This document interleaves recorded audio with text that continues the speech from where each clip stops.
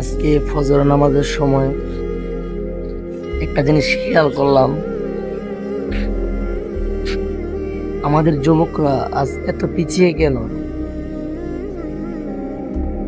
পুরা মসজিদে এক দুইজন যুবক, বাকিগুলা সব মুরব্বী মুসল্লি। ভাই যুবক, তোমাদেরকে একটা কথা বলি, কেন ঘুমিয়ে থাকো তুমি? তোমার কি নামাজের সময় হয় নাই? তোমার কি নামাজ পড়ার ইচ্ছা করে না ভাই?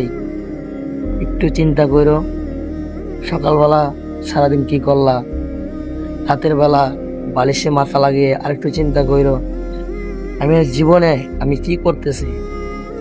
আমি তো সব ভুল পথে চলতেছি, সব ভুল করতেছি।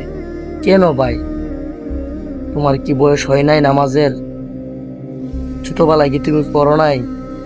বাপ মা বলে নাই যে 7 বছর পরে নামাজ উত্তম, নামাজের কোনো বয়স সীমা নির্ধারিত নেই? তুমি বলতেছ সকালে পড়বো, সকালে পড়ো নাই, দুপুরে পড়বো, দুপুরে পড়ো নাই, আসরের সময় পড়বো। তুমি আসরের সময় পড়ো নাই, তুমি সন্ধ্যায় পড়বে, সন্ধ্যায় তুমি পড়ো নাই, এশার পড়বে, এশারও পড়ো নাই।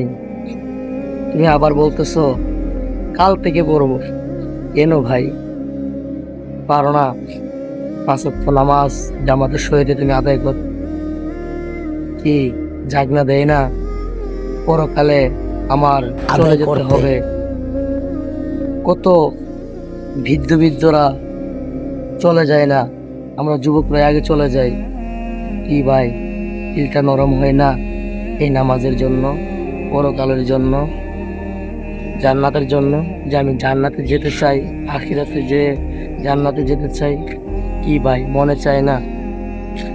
তো আমি বলি আমাদের যুবক ভাইদেরকে, দয়া করে ভাই আল্লাহর হস্তে 5 ওয়াক্ত নামাজ জামাতের সহিত আদায় করার জন্য